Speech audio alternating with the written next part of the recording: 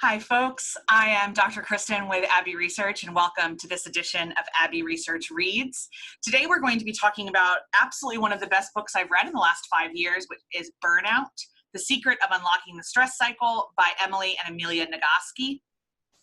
You can see I have some feelings about this book. The premise of it is that the real issue with a burnout and kind of that emotional exhaustion of like, I'm done, I can't do this anymore, that especially women in particular feel in the West. This is a really women-focused, Western woman-focused research data, I will admit, is not necessarily because stress is bad. In fact, like there are whole systems, biological systems in our body built to address stress. The issue is that we don't allow those systems to actually work.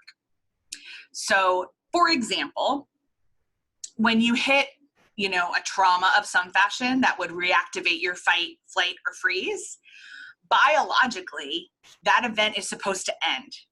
And we're supposed to do something that tells our body that that ends, which usually means moving our body. So you would move from the place where you were stressed. You would run to deal with flight. You would, kind of have to physically move your endocrine system and signal to your body that the event was over. Well, one of the issues with modern life is that we don't actually ever really move to signal that the event is over, because for a lot of us, the event never really ends. And moving is a much different conversation now than it was kind of biologically and sociologically, like than it was in the Middle Ages, for instance. I don't have to walk more than about 50 steps a day if I don't want to. And that's certainly not true for anyone who was living like in 1250. So it's a little bit different. And our bodies have evolved for sure, but not like that much. And so what we need to do when we're stressed is what the Nagoski sisters tell us is finish the cycle. So the issue is not, again, that you are stressed. The issue is that you are not finishing the cycle and you are not telling your body to release the stress hormones and be done with them. The issue is that you are holding on to the stress, not that the stress exists. So when you are feeling really overwhelmed or emotional and somebody tells you you just need to cut stress out of your life, that's actually terrible advice because most of us can't. There's not an option. Or the choices that we have made that we really, really like have resulted in this stress. And so why are we even talking about getting rid of it? I love my job. I love my family. I love working in my family company. I love being the second generation of this legacy that my father has created and that my brother and I get to have together to work through. But being a second generation owner is incredibly stressful. Being a COO is incredibly stressful. Being a COO who's never been to business school is incredibly stressful. Getting rid of that stress is not possible. What do you want me to do? Quit my job, quit my family, quit half my identity? No. What I need to do is learn to finish the stress cycle. There are lots of things every day in my life that are both big picture macro stress and small micro event stress. We had a few too many office workers call out sick one day, and my entire schedule was thrown because all of a sudden I had to make sure that somebody was answering the phones.